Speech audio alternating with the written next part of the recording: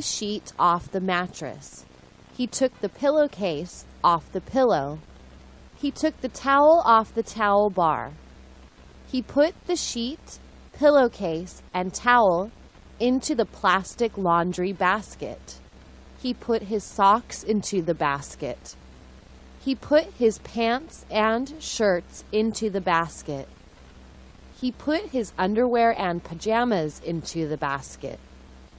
He put the container of laundry soap into the basket. He put some quarters into his pocket. He opened his apartment door and walked downstairs. He went into the laundry room. He poured some laundry soap into the bottom of the washer. He put his clothes into the washer. He closed the lid of the washer. He moved one dial on the washer to big load. He moved another dial to hot. He put 6 quarters into the coin slot. He pushed the coin slot in. The machine started filling with hot water. He went back upstairs.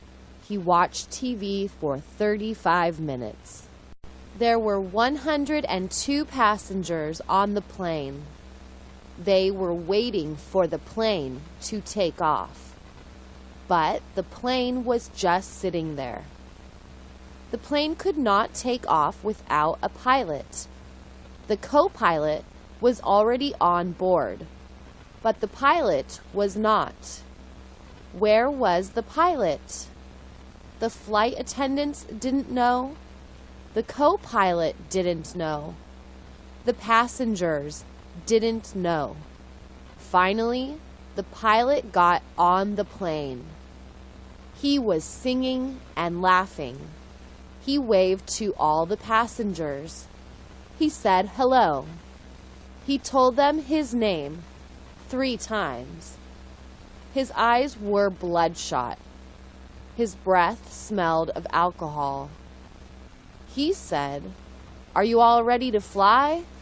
We're going to fly. We're going to fly high into the sky." A passenger close to him was angry. "Why are you so late?"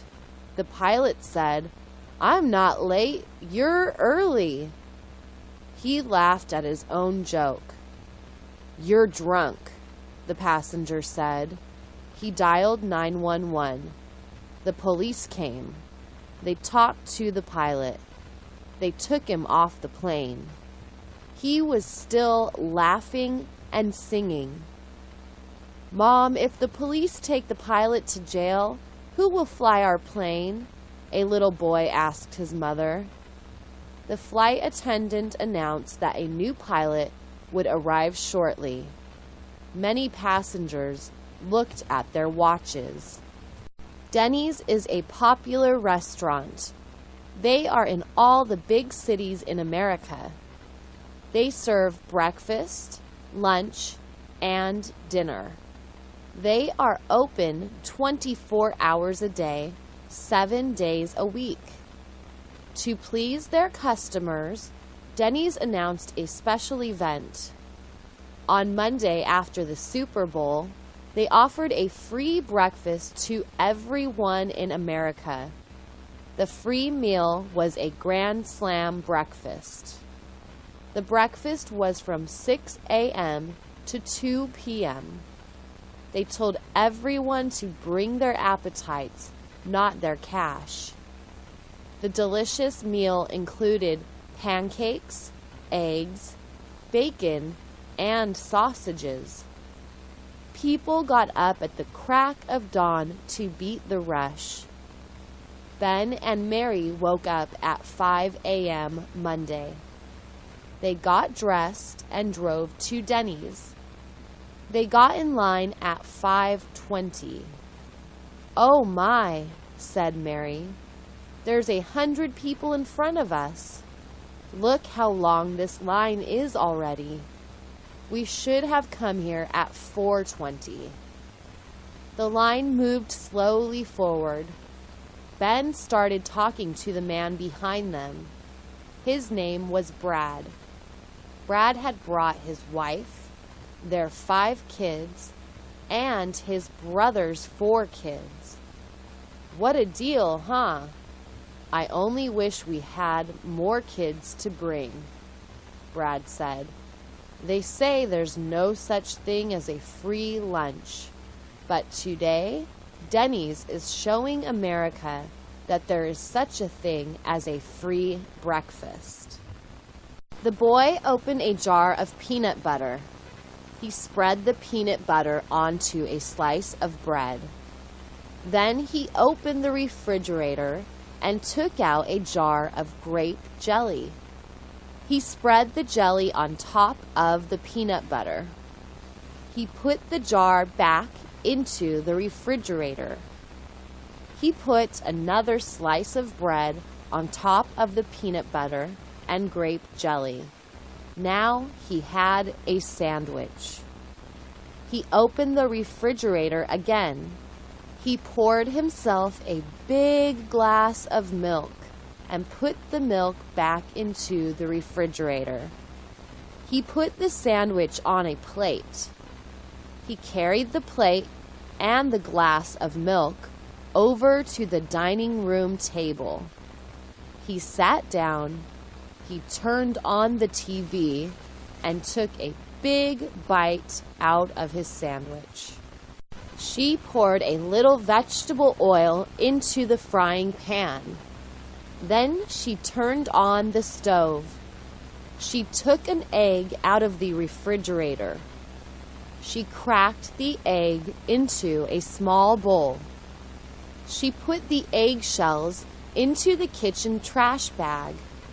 She waited for the oil to get hot. She poured the raw egg into the pan.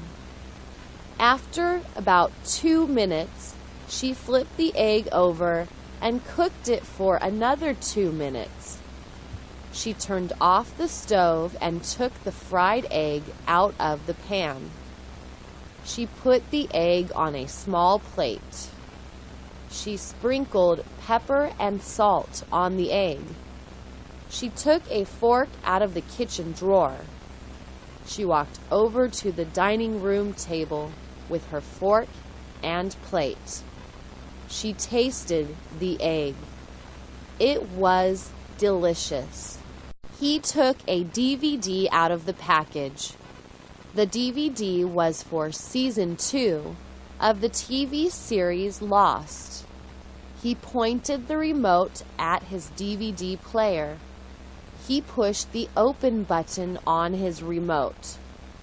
The tray slid out of the player. He placed the DVD onto the tray. He pushed the close button on his remote. The tray slid back into the player. Some words came onto the TV screen.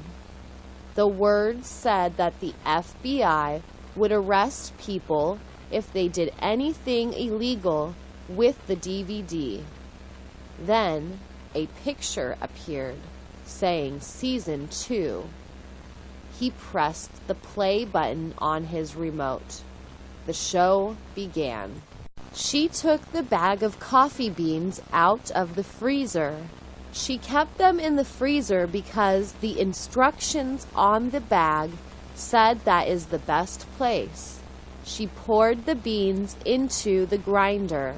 She pressed the grinder button for 10 seconds. Now she had ground coffee. She put a paper filter into a plastic cone. She put the cone on top of a coffee cup. She poured the ground coffee into the cone. Then she poured hot water into the cone. The hot water dripped through the ground coffee. She waited until the cup was full of hot coffee. She threw away the filter and the ground coffee.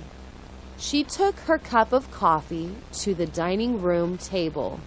She sipped her coffee while she read the newspaper. He put on his underwear.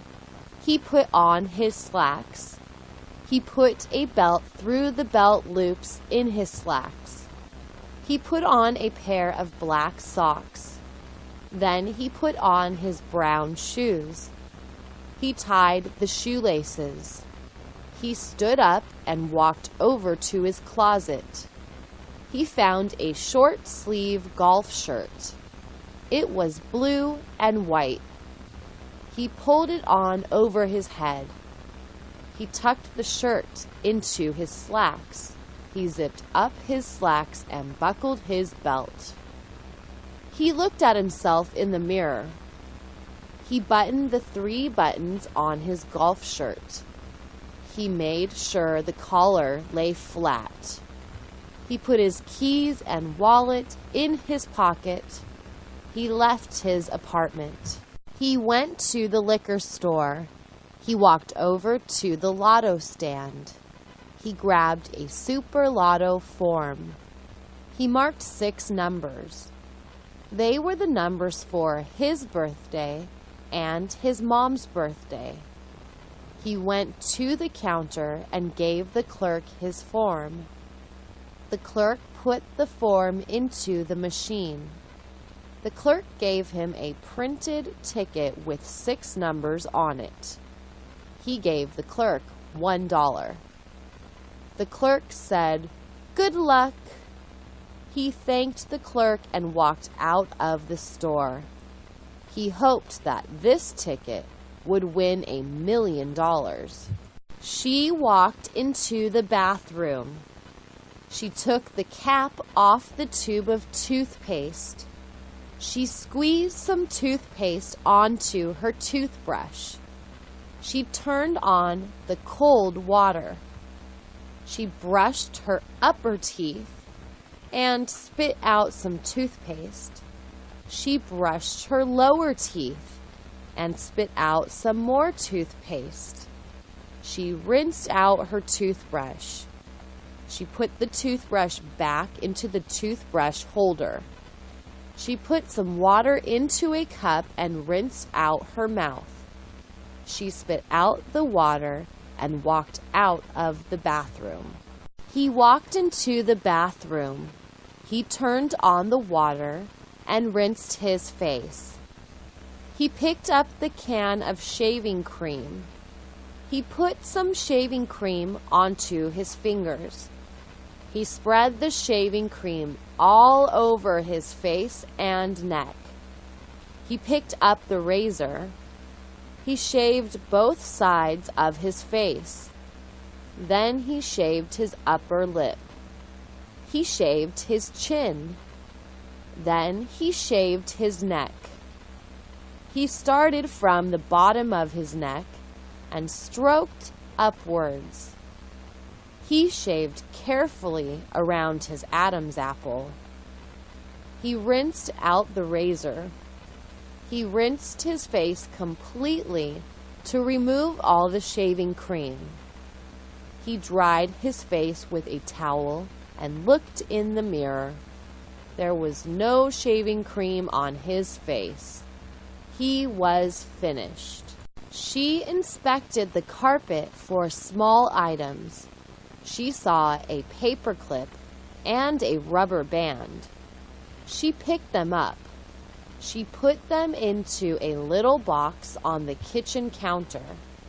She plugged in the vacuum cleaner. She turned on the switch. The cat ran out of the room. She vacuumed the living room. She went back and forth. She was finished 10 minutes later. The green carpet looked clean. She pulled the vacuum cleaner plug out of the wall socket. She put the vacuum cleaner back into the hall closet. The cat returned to the living room. It climbed onto the back of the sofa. It looked out the window at the birds. He turned on the light switch. The hall light went on. Then he heard a popping sound because the light bulb blew out. It was time to change the bulb. He went into the kitchen. He opened a kitchen cabinet. He looked at 5 different light bulbs. One of them was 100 watts. That was the one he needed. He went back into the hall. He unscrewed 3 screws. These screws held the glass globe in place. The globe protected the light bulb. He removed the glass globe. He looked into the bottom of it. A dead bug was in the bottom. He put the bug into the trash.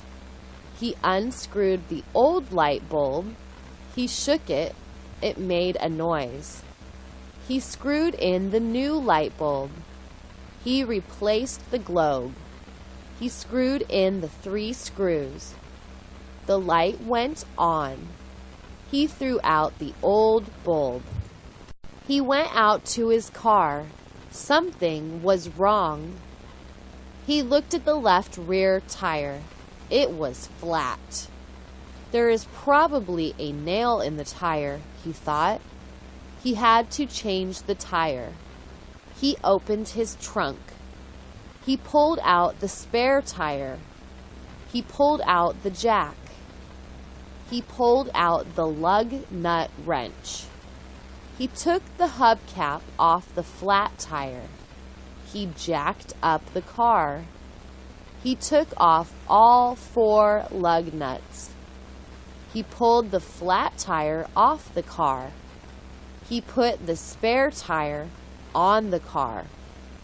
He tightened the lug nuts. He lowered the car to the ground. He put the hubcap on the spare tire. He put the flat tire into the trunk. He put the jack and the lug nut wrench into the trunk. He shut the trunk. He went into his apartment and washed his hands. She opened the refrigerator. She took a carrot out of the refrigerator. She took a carrot peeler out of the kitchen drawer. She peeled the carrot. She put the carrot skin on a white plate. She rinsed the carrot peeler. She chopped off the 2 ends of the carrot. She put the carrot ends on the white plate. She chopped the carrot in half. She rinsed the knife. She sprinkled a little salt onto the carrot halves. She put the carrot halves on a blue plate. She put the blue plate on the table. The blue plate was for her. She put the white plate on the floor. Her pet rabbit ran over to the white plate. It ate everything on the plate. The rabbit didn't need salt. She took a bagel out of the package. She took a knife out of the drawer. She sliced the bagel in half.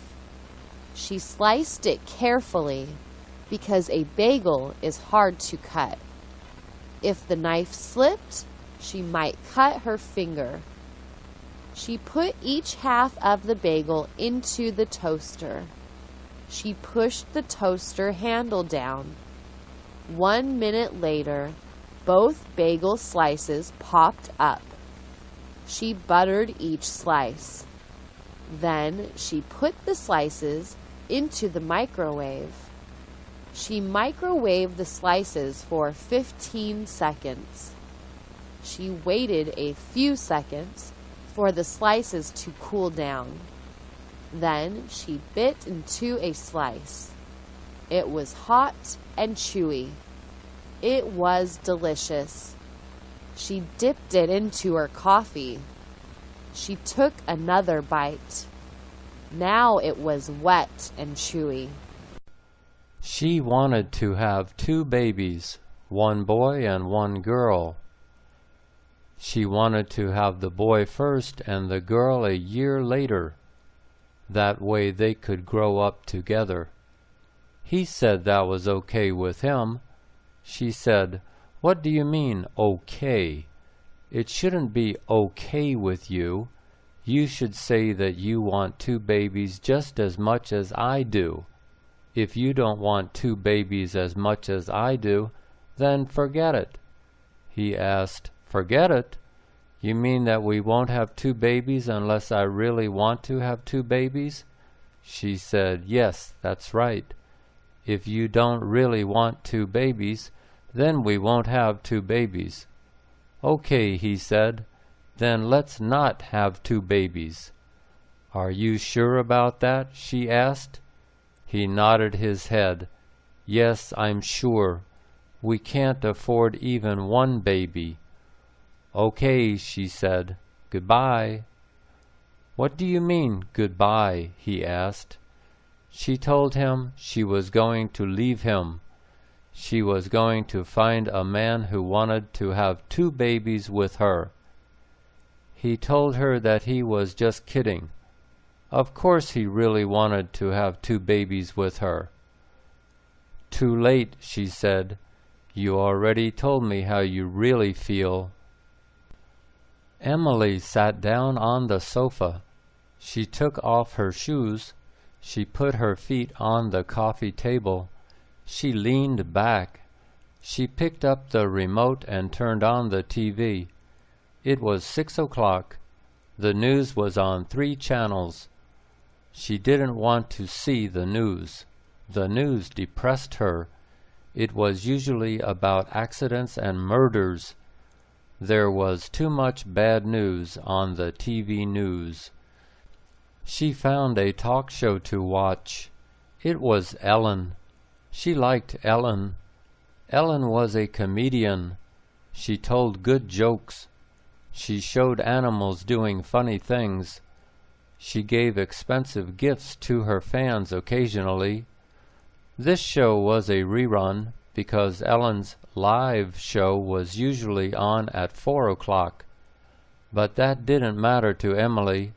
All she wanted to do was relax. Her life was one problem after another. Her husband had just lost his job. Her only child had dropped out of high school. Even worse, he had left home.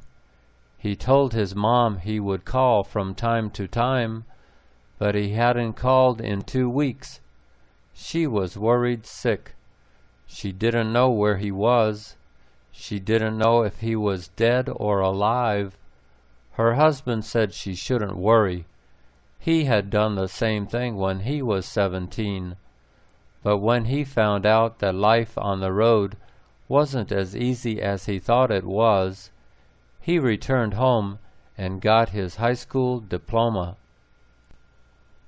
It was a warm, sunny day. She put a hat on to keep the sun out of her eyes. She needed to visit her bank. She walked down to the corner. There were 4 buildings at the intersection. One was her bank. Opposite the bank was a fast food restaurant. The other 2 buildings were a dry cleaner and an office building. Before she arrived at the corner, she could smell the fried chicken. The restaurant was open 7 days a week, and the odor of fried chicken was in the neighborhood daily. She was a vegetarian. She used to eat meat and fish, but that was before she found a dead cat in her dumpster one day. Of course, she had smelled the dead cat before she opened the dumpster lid. Everyone knows the smell of dead flesh. She knew that something in the dumpster was dead, but she didn't know what. Just in case it was a human. Some people dump their babies into dumpsters. She opened the lid. She saw the cat. Flies covered most of it. They were enjoying their meal. She loved cats. She had 2 of her own. A week later at a restaurant, she ordered a hamburger. She took 1 bite out of it and almost gagged. She spit it out. All she could think about was the smell of that dead cat. That was the day she became a vegetarian. It was time to go to the market. He had no bananas, no apples, and no milk. He got into his car and drove to the market. It was only 5 minutes away. The parking lot was almost empty. Good, he thought. He wouldn't have to stand in a long line. He parked his car and walked over to the shopping cart area. He pulled out one of the carts and pushed it ahead of him into the store. Inside, he grabbed an alcohol wipe and wiped the handle of the cart. Then he grabbed another wipe and wiped his own hands. You can never be too careful, he thought. He turned left and walked over to the produce section. Today was his lucky day. Apples were on sale, $1 a pound. Usually they were $2 a pound or more. He put 10 apples into a plastic bag and weighed the bag. It was 3 pounds. He walked over to the bananas. They were the regular price, 79 cents a pound. He bought 3 pounds of bananas. When he saw the carrots, he remembered that he needed carrots too. He put a 2-pound bag of carrots into his cart. They were only $1.29. He walked to the dairy section and saw that a gallon of milk was $4. He put one into his cart and walked back to the front of the store. He paid for his food, got his receipt, and walked out to his car. He put the food into his trunk and drove home. She got into her car. She hoped it would start. Twice in the past month, the car had not started when she turned the key. It had started the second time she turned the key, but that made her nervous. Sooner or later, she might have to turn the key 3 times, then 4 times. She had called her mechanic. He said to bring the car in when she had time. When was that, she wondered. She worked 2 jobs. She was a clerk at a clothing store. She spent 5 days a week folding clothes or hanging them up on hangers. People who tried on clothes usually left them on the floor in the dressing room. They rarely folded them or hung them back up on the hangers. The store was only 15 minutes from her apartment, and parking was free. Also, she worked 4 nights a week at a restaurant. She was a waitress. She made good money from her tips. Usually the customers were friendly and interesting. She liked her waitress job, but it was a 30-minute drive from her apartment. The restaurant closed at 10 p.m. She did not want to be stuck in the parking lot late at night if her car didn't start. Her mechanic wasn't open on weekends. She decided to ask her boss to give her a day off from the clothing store. Then she could still drive to the restaurant that night after her car was fixed. She would miss only 1 day of work. She wanted to travel. He asked her where she wanted to go. She said she wanted to just get on the road and drive for a day or 2. She wanted to get out of the house and out of the city. They packed a small suitcase. They packed their underwear, shorts, and toothbrushes, among other things. They looked at a map. "Should we drive into the mountains or along the coastline?" he asked. She said it didn't matter. The next day they got up early. They put the suitcase into the trunk. He drove to a gas station and filled up the tank. He drove onto the freeway and headed west. "So, we're going up the coast?" she asked. "Yes," he told her. "Maybe we'll see some whales," she said. A half hour later, they could see the ocean. They drove north on the two-lane highway. After another hour, he pulled over. They got out of the car and walked onto the beach. Even though it was windy and chilly, they saw surfers in the ocean. They were sitting on their boards, waiting for waves. She was shivering. He put his arm around her to help keep her warm. She smiled at him. "Let's continue driving," she said. "We can pull over again when the sun is higher." She looked at the man walking along the sidewalk next to the nice houses. He didn't live in any of those houses. She had seen this man several times before. He looked like a criminal. She knew not to judge a book by its cover, but this man was no good. She drove by him. He looked at her car as she drove by. She continued driving. She watched him in her rear-view mirror. She got to the corner and stopped. She continued to watch him walking in her direction. Suddenly, he turned left up a driveway. A red SUV was parked in the driveway right next to the sidewalk. She saw him walk up to the driver's door. He returned to the sidewalk and continued walking in her direction. What was that all about, she wondered. Then she realized that he had tested the door to see if it was locked. He is a criminal, she thought. That's what he does. He just walks through our neighborhoods looking for cars to break into. She called the police. She described him. The officer said he knew who the man was. Residents called 2 or 3 times a week to report him walking by. But the police couldn't arrest him for walking around. They had to catch him with stolen goods. But he was testing that SUV door to see if it was unlocked, she said. "I'm sorry," said the officer. "That's not against the law. If you see him actually steal something, give us a call." Kenny was crying. "Why are you crying?" Mom asked Kenny. "The cat scratched me," said Kenny. The cat had scratched Kenny on his hand. Kenny showed his hand to his mom. The scratch didn't look too bad. It wasn't a deep scratch. Mom went to the kitchen.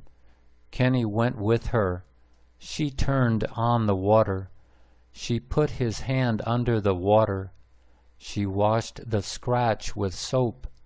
She rinsed off the soap. She took a Band-Aid out of the kitchen cabinet. She put the Band-Aid on the scratch. She said he would be okay. "Why did the cat scratch you?" she asked. Kenny said he didn't know why the cat scratched him. Just then Kenny's little sister walked into the kitchen. She knew why the cat scratched Kenny. "I know why Tiger scratched him, Mommy," she said. "He was pulling Tiger's tail." One day at school, Harry pushed Scott. Scott pushed Harry back. Harry punched Scott in the face. Scott went home with a bruise on his face. He had a red bruise on his face. His mom said, "Who did this to you? Who hit you?" His dad asked, "Did you hit him back? I hope you hit him back. Don't be a chicken. You must not be a chicken." Scott said he had pushed Harry back. His dad told him to punch Harry next time. Scott went to school the next day. Harry pushed him to the floor. Scott got up and punched Harry in the face. Harry fell down. His nose was bleeding. A teacher walked by. He picked up Harry off the floor. The teacher called Scott's dad. "Scott punched Harry," he said. Harry's nose is bleeding. Scott's dad said, "That's my boy." The painter was on the ladder. The ladder was on the sidewalk. The ladder was leaning against the wall. The painter was standing about 10 feet above the sidewalk. He was holding a spray gun. He was painting the wall with a spray gun. He was painting the wall white. The wall was part of the 99-cent store. The store had big glass windows. The painter had taped plastic over the windows. Plastic covered the big glass windows. The painter wore goggles over his eyes. The goggles covered his eyes. Customers walked into the store. Customers walked out of the store. They walked under the ladder. They walked under the painter. Tiny drops of paint fell on the customers. Tiny drops of paint fell on the cars. Tiny drops of paint fell on the sidewalk. The painter didn't care. Tiny drops of paint were not his problem. It was Halloween, the last day of October. It was October 31st. Halloween was Freddie's favorite day. He liked Halloween better than Christmas. He liked Halloween better than his birthday. Halloween was dress-up day. Halloween was costume day. Halloween was Superman day. On Halloween, Freddie was Superman. Every Halloween, Freddie wore a Superman costume. He wore his red boots. He wore his blue pants. He wore his yellow belt. He wore his red cape. He wore his blue shirt. His blue shirt had a big red S on it. The S was for Superman. Superman was Freddie's hero. Superman was strong. Superman could pick up a train. Superman could pick up a house. Superman could pick up a ship. Freddie loved his costume. He wore his Superman costume every Halloween. Everyone said, "Hello, Superman," to him. He said hello to everyone. People gave Superman lots of candy. It was the first day of school. Pete was in the first grade. He got on the school bus. It was a big yellow school bus. He did not know the kids on the bus. The kids on the bus did not know him. Many kids were talking. They were talking with one another. Pete sat in a seat by himself. He sat alone. He looked out the window. His mom was standing outside the window. He waved goodbye to his mom. She waved goodbye to him. The bus took off. The bus was going to school. Another boy sat down next to Pete. He said hello to Pete. Pete said hello to him. The boy's name was Eddie. He was in the first grade. He said he was a new student. He didn't know anyone. Pete said he was a new student too. He didn't know anyone either. Brian didn't have cable TV. He didn't have satellite TV. He had an antenna for his TV. He had an indoor antenna. But it was an old antenna. The reception was bad. He needed to buy a new antenna. He went to Best Buy. The antennas were in boxes. He looked at the boxes. Which antenna was the best? He asked a clerk at Best Buy. "Which antenna is the best?" he asked the clerk. The clerk said, "This is the best antenna." He showed Brian the box. Brian asked the price. "What is the price?" he asked. The clerk said the price was $50. Brian took the antenna home. He plugged one end of the antenna into his TV. He plugged the other end of the antenna into the wall socket. He turned on his TV. The reception was bad. He returned the antenna. The emergency number is 911. The emergency number is for emergencies. An emergency is a fire. An emergency is a crime. An emergency is an accident. Steve dialed 911. "What is your emergency?" asked the dispatcher. "They put a tomato on my hamburger," said Steve. "Excuse me?" said the dispatcher. "They put a tomato on my hamburger. I hate tomatoes. I told them no tomatoes." The dispatcher said, "Sir, a tomato is not an emergency." The dispatcher hung up. Steve dialed 911 again. "What is your emergency?" asked the same dispatcher. "They put a tomato on my hamburger. I hate tomatoes," Steve said. The dispatcher asked, "Where are you? I will send the police." Steve said he was at Burger King. The police arrived at Burger King. They put Steve in the back of their police car. They took him to jail. It was Jenny's 4th birthday. She was 4 years old. Her mom baked a cake for her. Her mom baked a chocolate cake for her. The cake had 2 layers. Her mom put vanilla frosting on the bottom layer. Her mom put vanilla frosting on the top layer. Her mom put vanilla frosting all around the cake. Now the chocolate cake was completely white. Her mom put 4 pink candles on top of the cake. Her dad lit the 4 pink candles. The 4 pink candles were lit. Jenny's mom and dad sat down next to Jenny. They sang happy birthday to her. "Happy birthday to you," they sang. Jenny sang with her mom and dad. "Happy birthday to me," she sang. Her mom said, "Now make a wish and blow out the candles." Jenny made a wish. Then she blew out all 4 pink candles. "Annie, set the table, please," said Mom. "It's time for dinner." Annie said it wasn't her week to set the table.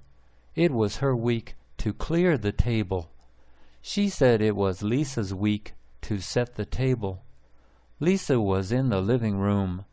Lisa was playing with the dog in the living room. Lisa was having fun with the dog. "Lisa," Mom said, "come here and set the table. It's dinner time." Lisa said it wasn't her week to set the table. It was Mark's week to set the table. It was Lisa's week to feed the dog. "Where is Mark?" Mom asked. Lisa said, "He's riding his bike." Mark was outside riding his bike. Mom asked Annie, "Do you want extra dessert tonight?" Annie said yes. "What do I have to do?" she asked. Her mom said all she had to do was set the table. Jake and Larry are brothers. They used to be friends. They used to talk to each other, but now they aren't friends. Now they don't talk to each other. They have a problem. The problem is money. Jake had borrowed $500 from Larry. Larry had lent $500 to Jake. Jake paid Larry back. Jake paid Larry back the $500. Larry was not happy. Larry wanted interest. He wanted $50 interest. Jake said Larry had not asked for interest. Jake said, "You didn't ask for interest. I won't pay you interest." Larry said he wanted 10% interest. He said 10% was not much. Jake said 10% was too much. He said, You are my brother. You aren't a bank. A bank charges interest. A brother doesn't charge interest. Larry said that everyone charges interest. Friends charge interest. Parents charge interest. Sisters charge interest. Brothers charge interest. I don't like John, she told her husband. Why don't you like John? He asked his wife. She said that John said bad things about Americans. He said Americans are lazy. He said Americans are greedy. He said Americans are selfish. He said Americans are unfriendly. John said the people in his country aren't lazy. The people in his country aren't greedy. The people in his country aren't selfish. The people in his country aren't unfriendly. But John is new here, said her husband. He doesn't know anyone yet. He doesn't have any friends. When he has new friends, he will change his mind. He will say different things. He will say good things about Americans. He told his wife to be patient. She didn't want to be patient. A new person shouldn't say bad things, she said. He should go back to his country. Victor never won at anything. He played Monopoly. He lost at Monopoly. He played Scrabble. He lost at Scrabble. He played checkers. He lost at checkers. He played chess. He lost at chess. He played tennis. He lost at tennis. His dad told him not to worry. Someone has to win and someone has to lose, Dad said. But I'm always the loser, Victor said. I'm never the winner. His dad said, Don't worry. These are games. You are playing games. Games are not important. Victor asked, What is important? I thought games are important. His dad said that being a good person is important. He said the most important thing is to be a good person. He said that Victor was a good person. Victor was kind. Victor was polite. Victor was friendly. Thank you, Dad, Victor said. I am a good person, so I am a winner. No one will ever marry me, said Paula. Of course someone will marry you, said her sister Joan. Paula said she wasn't pretty.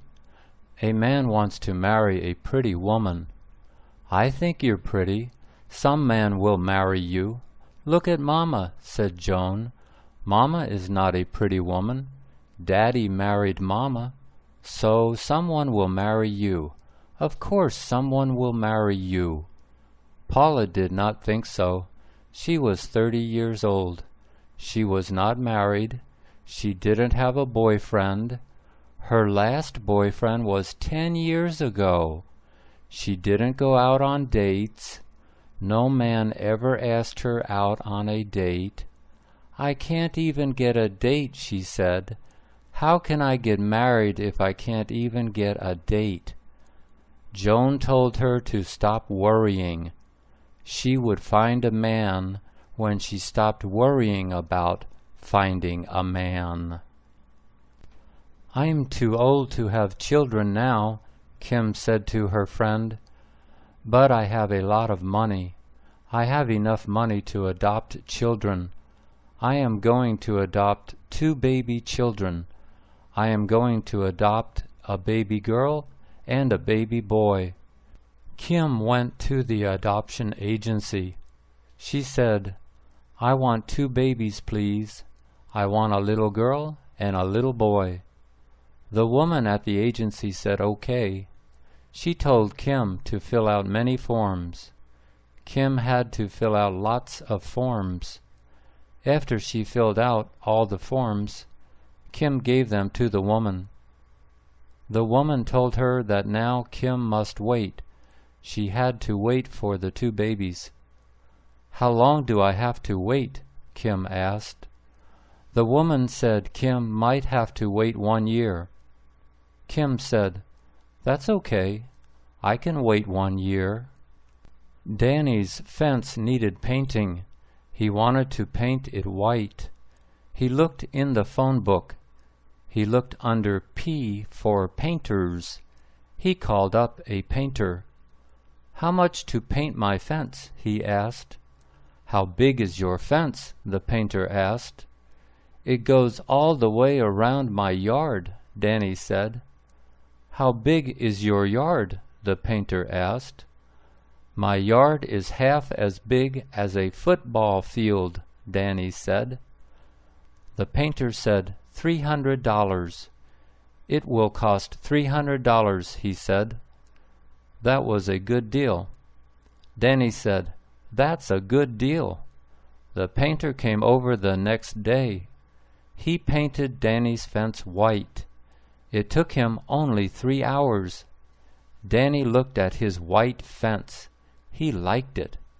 "You did a good job," he said to the painter. "My white fence looks great. How long will this paint last?" "It will last a lifetime," said the painter. Paul loved baseball. He loved baseball more than football. He loved baseball more than basketball. His favorite team was the Yankees. He wanted to play baseball for the Yankees. He practiced baseball almost every day. He practiced throwing the baseball. He practiced catching the baseball. He practiced hitting the baseball. He practiced pitching the baseball. He slept with his baseball glove. His baseball glove was under his pillow. At night he dreamed about baseball. He dreamed about playing for the Yankees. He played on his high school team. He played on his college team. His coaches loved Paul. They said he was going to be a baseball player. Then Paul was in a car accident. It was a bad accident. Paul couldn't walk. His doctor said he would never walk again. Paul said, "I will walk again. I will run again. I will play baseball for the Yankees."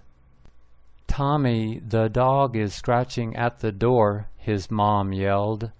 "Take him for a walk. Make sure you take a plastic bag with you." Tommy said he didn't hear the dog scratching. He said the dog did not need to go for a walk. He said there were no plastic bags in the house. His mom said, "Take the dog for a walk right now, please." Tommy got the dog leash, a plastic bag, and a little plastic shovel. "How can I finish my homework when I have to walk the dog?" he asked his mom. "You can finish your homework when you get back," his mom said. He put the leash around the dog's neck and walked outside. It was cold outside. The dog walked to a tree. It pooped. Tommy put the poop into the plastic bag. "Yuck," he said. "This is worse than doing homework." She had a mole on her face. She hated it. It was on her left cheek. It wasn't far from her mouth. She touched it every day. She wished that it would go away, but it didn't. It was an ugly brown bump on her cheek. It was a dark brown circle. It was about the size of a pencil eraser. Everyone could see her mole. Everyone looked at her mole. She hated her mole. Every night she scrubbed her cheek extra hard. Maybe she could scrub the mole away. Every day she pressed down on the mole with her finger. Maybe she could press the mole away. She asked her mom to cut the mole off with a razor. "I won't cut it off with a razor," said her mom. "I'm not a doctor." "I'll take you to a doctor. Maybe he can cut it off with a razor." The lady's dog barked too much. It barked in the morning, it barked in the afternoon, it barked at night. Every time Kevin walked past the front door, the dog barked. Every time Kevin walked past the back door, the dog barked. Every time anybody walked past, the dog barked. He told the landlord, "That lady's dog barks too much," he said. The landlord said he would talk to the lady, but he never did. Kevin wanted to shut the dog up. It was a little dog, but it had a big mouth. The dog's mouth was bigger than the dog. What could Kevin do? One day he yelled at the dog. He yelled, "Shut up, you stupid dog!"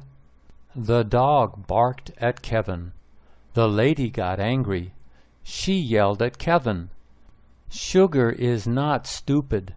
Don't call Sugar stupid," she said. "He's a lot smarter than you are."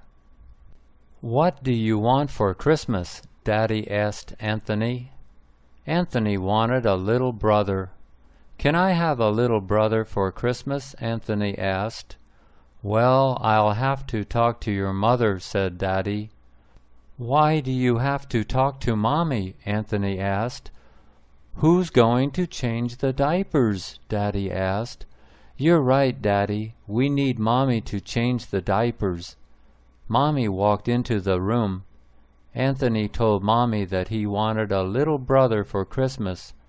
Mommy said, "Well, I'll have to talk to your father." "Why do you have to talk to Daddy?" Anthony asked.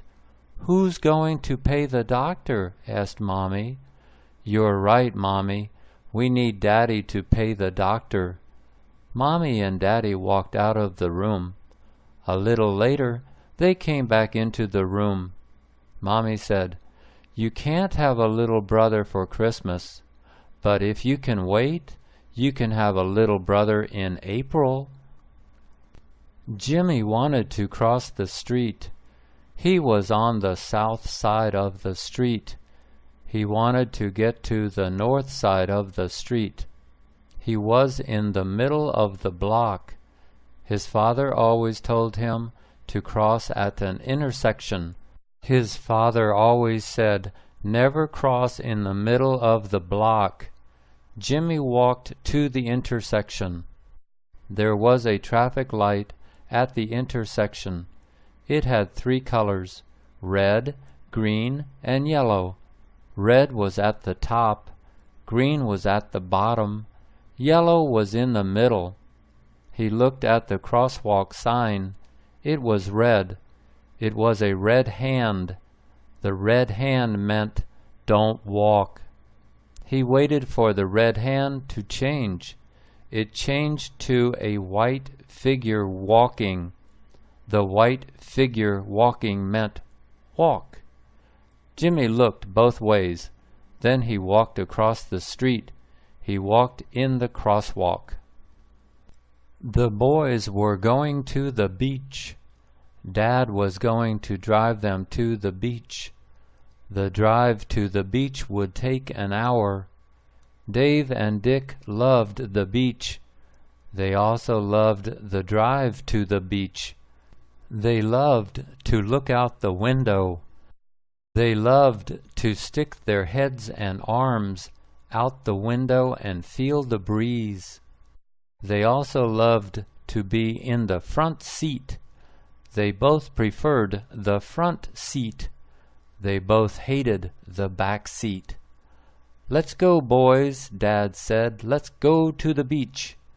Both boys ran out of the house. They ran straight to the front door of the car. Dave got there first. Dick got there second. Dave pulled the door open. Dick fell to the ground. Dave got into the front seat and shut the door. "Guess what?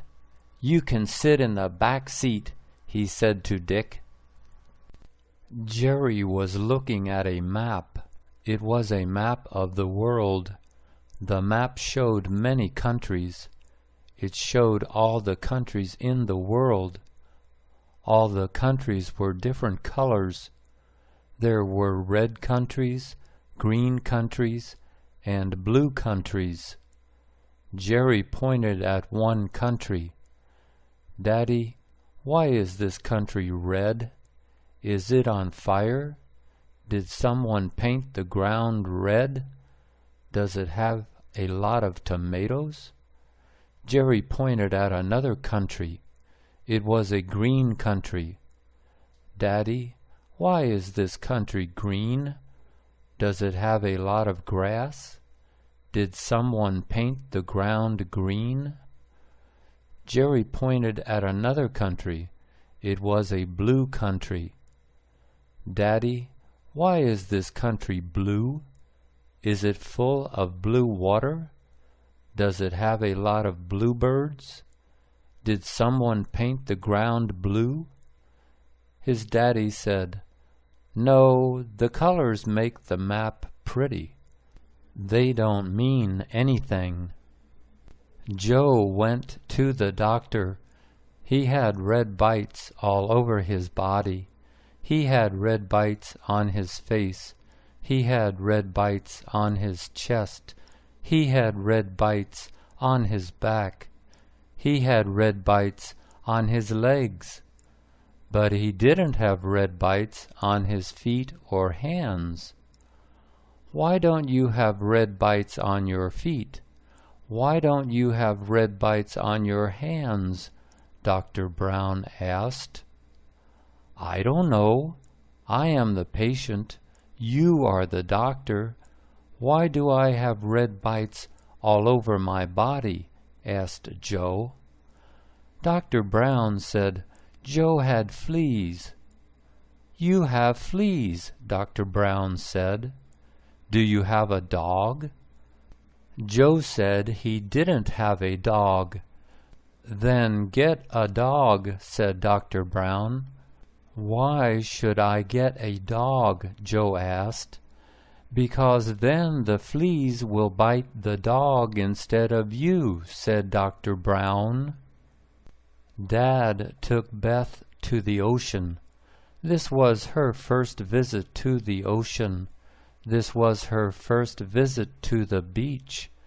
This was the first time she saw the sandy beach. She loved the sand. She dug holes in the sand.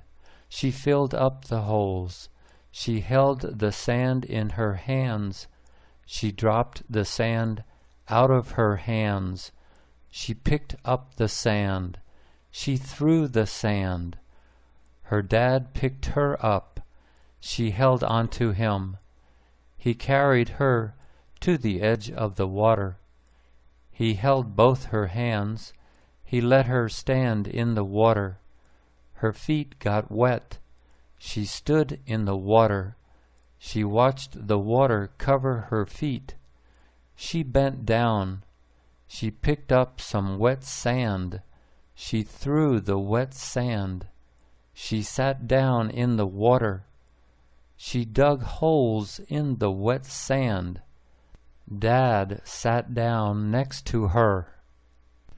Jenny went to the lake. She went to the lake with her dad. It was a big lake. It was a big blue lake. It had a lot of water in it. It had a lot of fish in it. Big fish were in the lake. Little fish were in the lake. Jenny didn't see any fish. "I don't see any fish. Where are the fish, Daddy?" she asked. "They're swimming around. They're looking for food," her dad said. Dad put a worm on a hook. "Does the hook hurt the worm?" Jenny asked. "No, the hook doesn't hurt the worm," her dad said. "How do you know?" she asked. "How do I know?" her dad asked.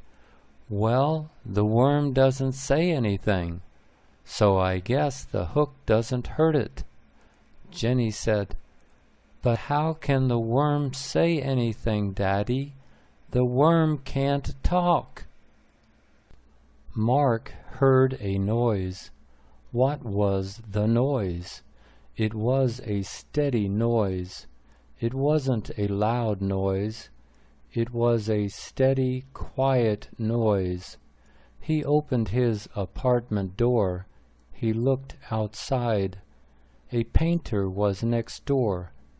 A painter was spray painting a fence. He was spray painting the fence next door. He was spray painting the fence white. Mark walked downstairs. He walked over to his car. His car was dark blue. He looked for tiny white spots on his dark blue car. He didn't see any tiny white spots. He got into his car. He drove it out to the street. He parked his car on the street. He went back upstairs. The painter finished painting the fence. Mark went out to his car. He saw big white spots on his blue car. He looked up in the tree. He saw a big black bird in the tree. Donna got dressed. It was cold outside. She put on a warm jacket. She put on a warm hat. She put on some warm gloves. She walked outside. It was cold. She could see her breath. She could see everyone's breath. She walked to the corner. She went to the house on the corner. She knocked on the door. Mrs. White opened the door. "Hi, Donna," she said. "Come in, dear. It's so cold outside. Let me make you a cup of hot chocolate." Donna went in. She drank 2 cups of hot chocolate. Then she said goodbye to Mrs. White. She walked to the next corner. She went to the house on the corner. She knocked on the door. Mrs. Brown opened the door. "Hi, Donna," she said. "Come in, dear. It's so cold outside. Let me make you a cup of hot chocolate." Donna said, "Oh, thank you, Mrs. Brown." Lulu couldn't find her favorite book. Her favorite book was about a cat. The name of the cat was Meow. The name of the book was How is Meow? Lulu asked her mom, "Mommy, where is my Meow book? Where is How is Meow?" Her mom didn't know. "Where did you leave it? Do you remember where you left it?" Lulu didn't remember. "I don't remember," she said. They looked in the kitchen. They looked in the living room. They looked in the bedroom. They couldn't find her favorite book. That night Lulu got ready for bed. She brushed her teeth. She put on her pajamas. She got into bed. She put her hand under her pillow. She felt something under her pillow. "Mommy," she yelled, "I found my book. I found How is Meow. It was under my pillow. Come read it to me, please." Adam was doing his homework. He stopped doing his homework. He was bored. He didn't like homework. "Dad, what happens when we die?" Adam asked. "You will go to heaven," Dad said. "Does everyone go to heaven?" Adam asked. "No, only good people go to heaven," Dad said. "What is heaven like?" Adam asked. "It is a happy place," Dad said. "Everyone is happy. Everyone is your friend. Everyone likes you. You like everyone." He told Adam to be polite. He told Adam to be honest. "If you are polite and honest, you will go to heaven, Dad said. Adam said, I want to go to heaven. I will be polite and honest. Dad said there was one more thing. Adam had to do one more thing to go to heaven. What's that? Adam asked. If you want to go to heaven, you have to do your homework, Dad said. It was Ellen's 12th birthday. Ellen was 12 years old. Her mom took her shopping. They went shopping at the mall. You can pick out a dress. You can pick out a pretty dress, Mom said. I will pick out a pretty blue dress, Ellen said. They went into J.C. Penney. J.C. Penney sells lots of dresses. Ellen saw a blue dress that she liked. I like that dress, Mom, she said. She took the dress into the dressing room. She put on the dress. It fit her well. She walked out of the dressing room. The dress fits you well, said Mom. Can I have it? Ellen asked. Of course you can have it, dear. It's your birthday present, said Mom. But it's not on sale, said Ellen. We always buy everything on sale. It's your birthday, dear. On your birthday, we can pay full price, said Mom. Cindy's teacher was Mrs. Jones. Mrs. Jones was old, but she didn't walk slow. She walked fast. She didn't have white hair. She had black hair. She wasn't bent over. Her back was straight. All the students liked Mrs. Jones. They especially liked her on Friday. On Friday, she brought cookies to class. She gave cookies to all the students. The cookies were delicious. All the students liked the cookies. All the students ate the cookies. Today was Friday. Mrs. Jones gave cookies to all the students. All the students said, "Thank you."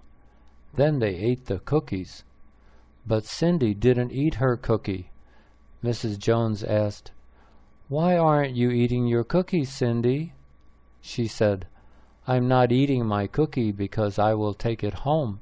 I will share it at home with my sister." Mrs. Jones said, "You're so sweet. Here's a cookie for your sister." "Don't call me honey anymore," Fanny said. "Okay, honey," Rich said. "I mean it," she said. "Don't call me honey. Don't call me sugar. Don't call me sweetie." Rich was confused. "I am confused, darling," he said. "Why can't I call you honey? Why can't I call you sugar? Why can't I call you sweetie?"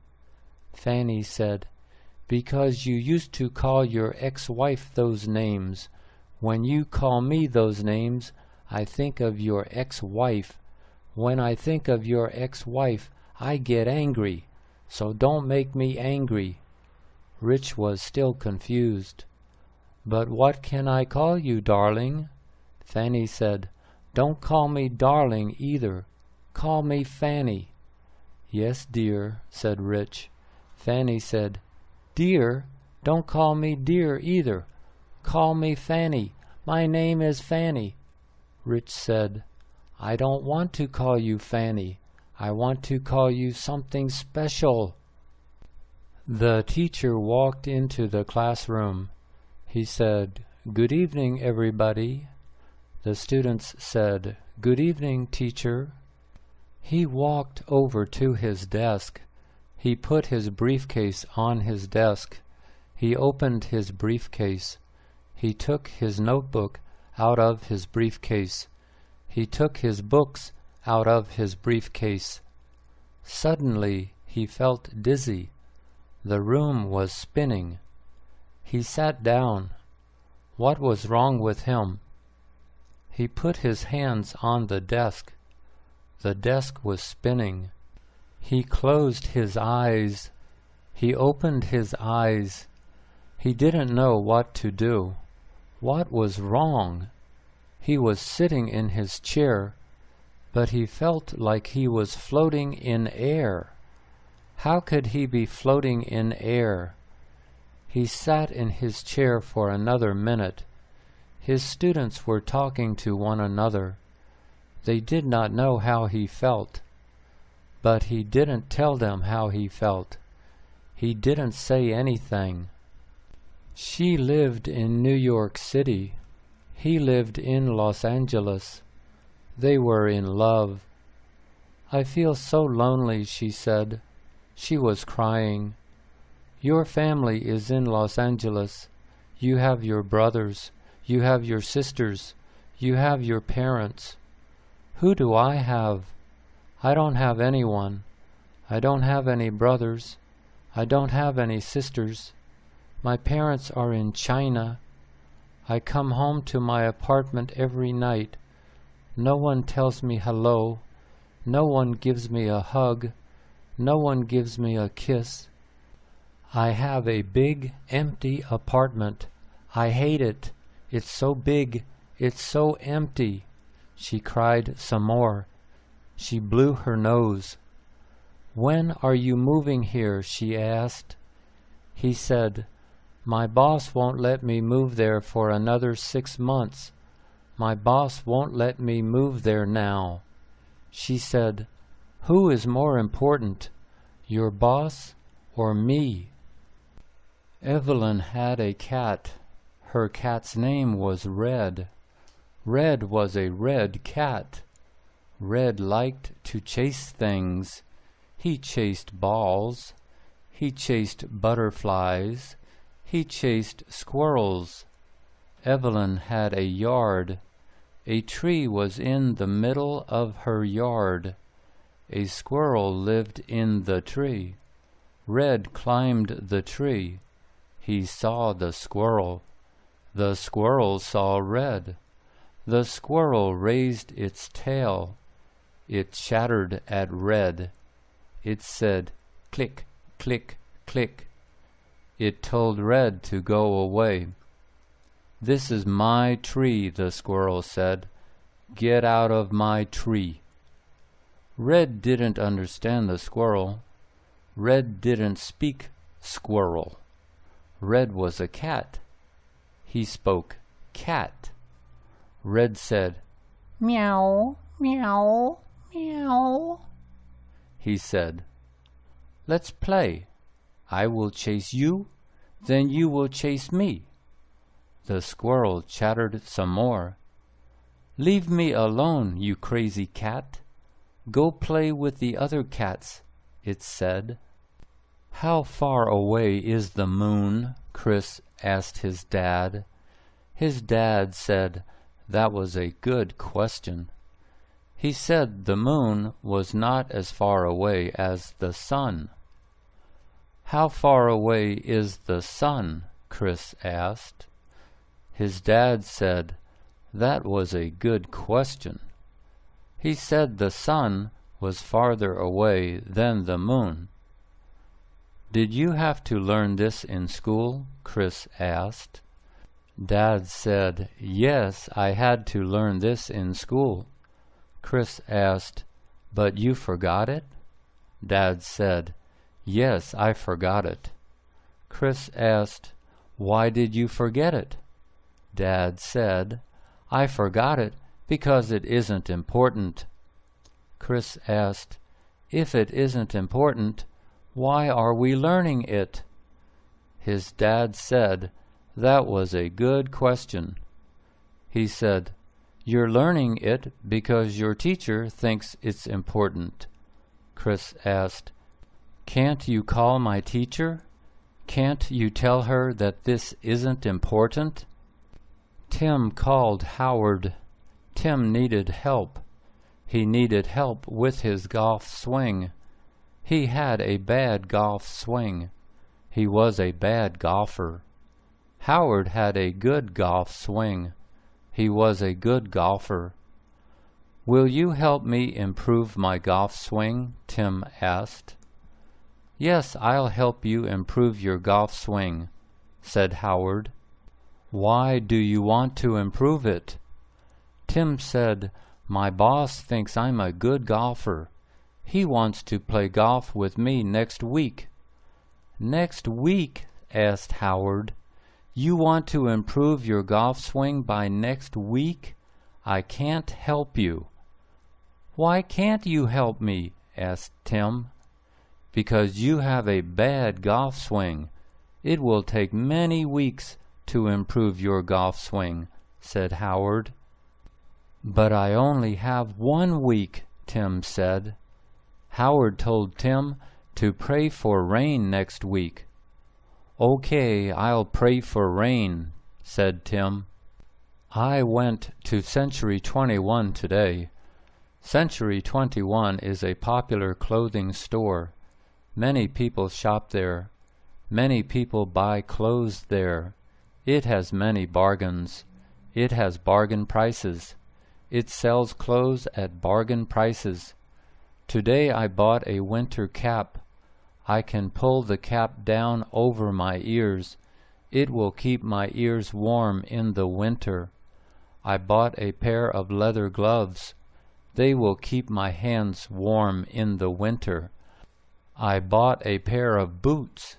They will keep my feet warm in the winter. I paid $170 for the cap, gloves, and boots. The regular price was $355. I saved $185. I love that store. I tell my husband to shop there. I tell my kids to shop there. I tell my friends to shop there. Century 21 is always crowded. It is never empty. Everyone loves that store. Lisa liked to visit her friends. All her friends had pets. Her friends had dogs. Her friends had cats. Her friends had birds. Lisa didn't have any pets. She didn't have a dog. She didn't have a cat. She didn't have a bird. "Can I have a dog, Daddy?" Lisa asked. Daddy said no. He said a dog barked too much. "Can I have a cat, Daddy?" Lisa asked. Daddy said no. He said a cat meowed too much. "Can I have a bird, Daddy?" Lisa asked. Daddy said no. He said a bird sang too much. "All my friends have pets. Can't I have just one pet?" she asked. "Okay," Daddy said, "but it must be a quiet pet. I'll buy you a quiet pet." He went to the pet store. He bought a pet. He gave Lisa her new pet. "Daddy, it's a goldfish," Lisa said. The big family lived in a one-bedroom apartment. Their apartment had only one bedroom. Mom and Dad slept in the bedroom. The 2 babies also slept in the bedroom. 4 people slept in the bedroom. 4 children slept in the living room. 2 sisters slept in the living room. 2 brothers slept in the living room. All 4 of them slept in the living room. They slept on air mattresses. They leaned the air mattresses against the wall in the daytime. They put the air mattresses on the floor in the nighttime. They all liked to sleep on the air mattresses, but the girls didn't like to sleep next to the boys. "Daddy, we don't like to sleep next to the boys. We want our own bedroom. When will we get our own bedroom?" asked one girl.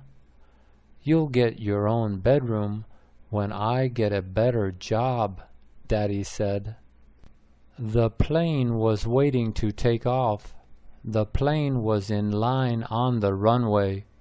One plane was ahead of it. Many planes were behind it. Everyone wanted to get up into the air. Everyone was tired of sitting on the ground.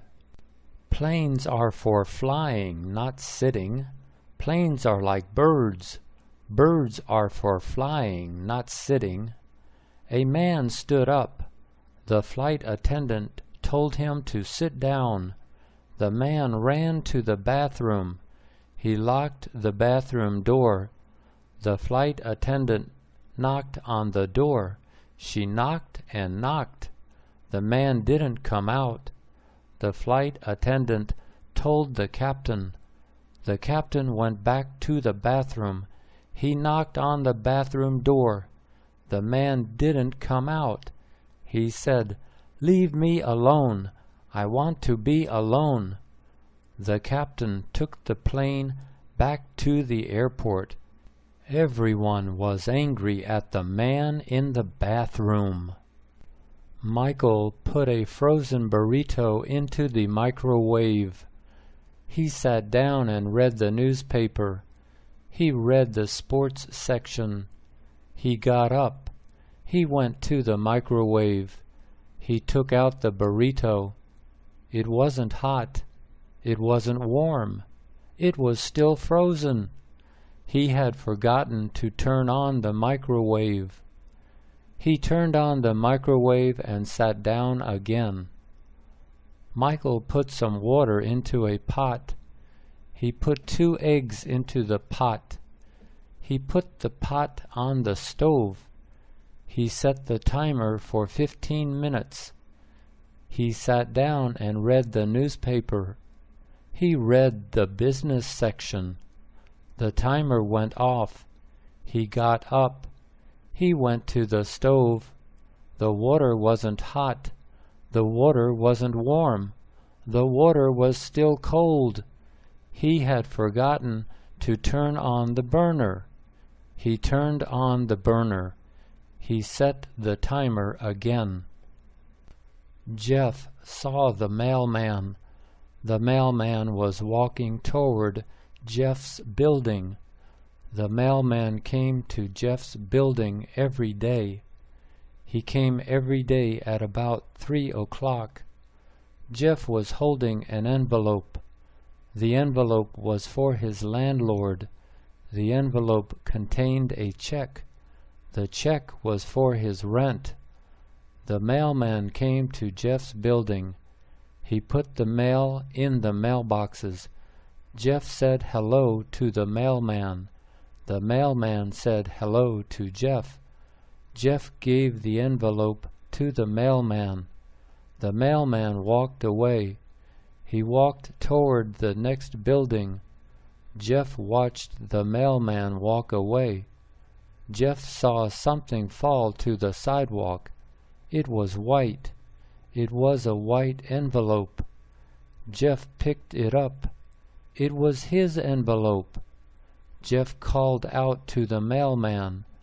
The mailman didn't hear Jeff. Jeff changed his mind. He didn't call out again. He took his envelope to the post office. He walked into the doctor's office. The receptionist said hello. He said hello.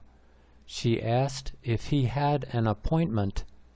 He said, "Yes, I have an appointment at 2 o'clock. She told him to sign in. He signed in. "Which doctor are you seeing?" she asked.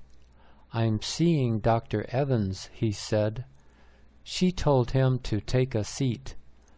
Dr. Evans would see him in a few minutes. He took a seat. He opened a magazine. The name of the magazine was Time. He looked at the date on the magazine. The date was November 17th, 2008. The magazine was 1 year old. He didn't mind. Old news was interesting. New news was interesting. He read the old news. It was about a new president. Barack Obama was the new president. He was the new president of the United States. Everyone was so happy. Finally, a black man was president. "Good morning, Amanda. You look so nice today. Is that a new dress? Are those new shoes?"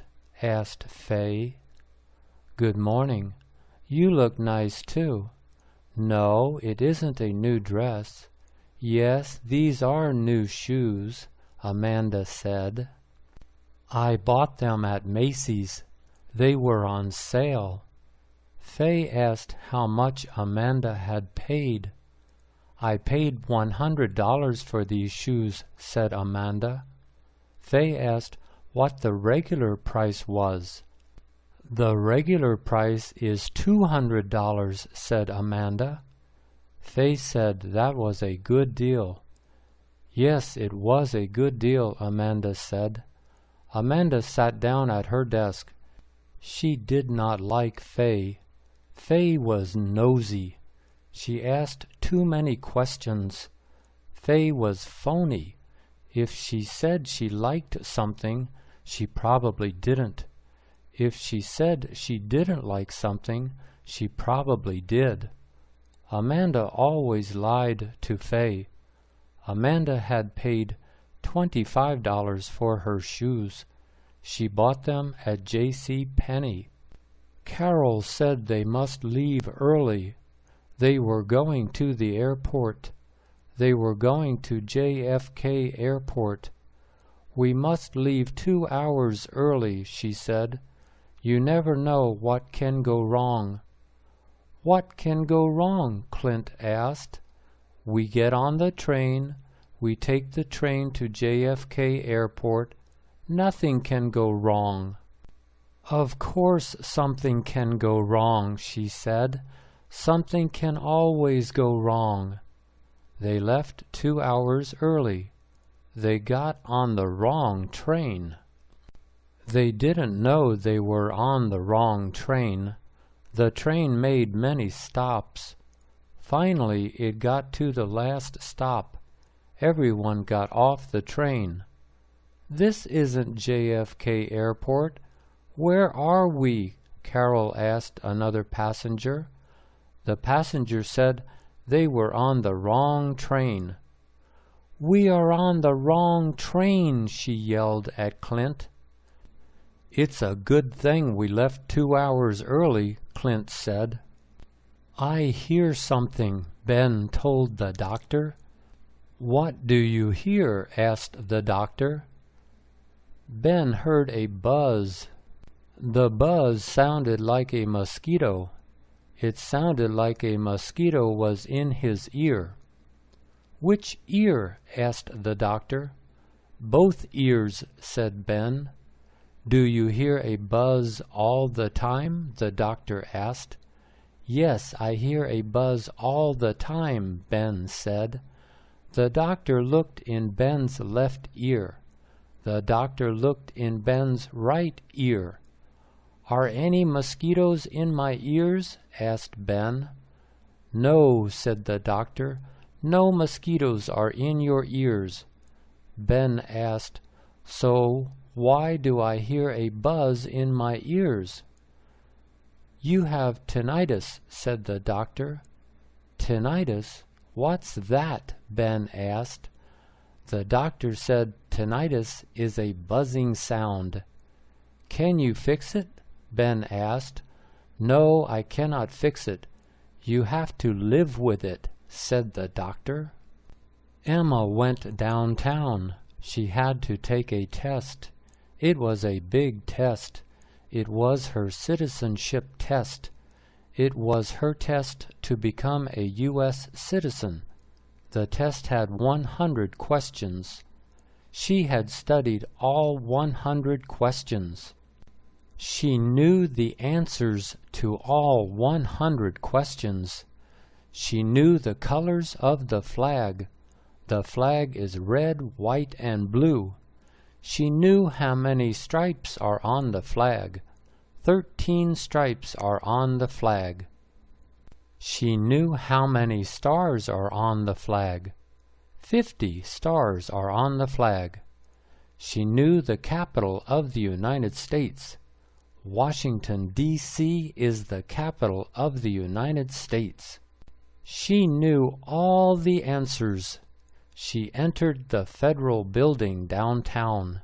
She waited for them to call her name. They called her name. She went into the interview room. The interviewer asked, "What is your social security number?" Jason read the news. He watched the news. He listened to the news. The swine flu was coming. The swine flu was dangerous. The swine flu was a killer. It killed people. Everyone should get a shot. Jason was not worried about the swine flu. He was healthy. "I am as healthy as a horse," he said. "I never get the flu. I never get sick." Jason was a talk show host. He talked on the radio. He talked for 3 hours every day. He said, "I'm not getting a swine flu shot." A doctor called Jason. The doctor told Jason to get a shot. He said, "Come to my office. I'll give you a free shot." Jason said no. He was as healthy as a horse. 1 month later, Jason didn't go to work. He didn't go to work for a week. He had the swine flu. It was Emily's 10th birthday. She was 10 years old. She was so happy. "I'm so happy," she said. "I'm finally 10. 10 is 2 numbers. 10 is an adult number. 10 is a grown-up number. I'm an adult now. I'm a grown-up. I used to be 9. 9 is a kid number. 9 is for kids. I'm not a kid anymore." Her sister Irene said, "Of course you're still a kid. Teenagers are kids. You're not even a teenager yet. You're in 5th grade. 5th grade is for kids. 12th grade is for kids too. When you are 18, you will be in 12th grade. You will still be a kid. You will be a kid for 8 more years." Emily said, "No, you're a kid. You're only 7. 7 is a kid." Irene said she wasn't 7. She said she was 7.5. She was 40. She was tired. She felt tired all the time. She went to the doctor. The doctor asked, "What's the matter? What's your problem?" She said, "I'm tired. I feel tired all the time." The doctor examined her. The doctor asked her a lot of questions. The doctor asked for a blood sample. He took some blood from her arm. The doctor asked for a urine sample. He told her to pee in a cup. A week later, the doctor called her. He said, "Your samples are okay. There is nothing wrong with you. You are tired because you don't exercise. You need to exercise. Take a walk every day. Ride a bike every day. Walk upstairs every day. If you exercise, you won't feel tired." She didn't believe her doctor. She didn't exercise. "If I exercise," she thought, "I will feel even more tired." Mom took Carol to the stable. Their horse was in the stable. They walked over to Sugar. Sugar was their horse. "Say hello to Sugar," Mom said. Carol said, "Hello, Sugar." Mom gave a carrot to Sugar. Sugar ate the carrot. He ate the carrot fast. Mom gave a carrot to Carol. Mom said, "Now you feed Sugar." Carol gave the carrot to Sugar. Sugar ate the carrot. "He ate it so fast," said Carol. Mom said, "Yes, Sugar eats carrots very fast." Carol said, "We should give him a new name. We should call him Carrot. Why is his name Sugar?" Mom said, "He likes sugar too. Watch this." Mom took some sugar cubes out of her pocket. She held them in her hand. She gave them to Sugar. Sugar ate the sugar cubes. He ate them fast. "Let me give some sugar to Sugar," Carol said. "Eat your vegetables, Mikey," Mom said. "I am eating my vegetables," Mikey said. He was eating the sliced carrots. He was eating the sliced carrots one by one. He was eating them one at a time.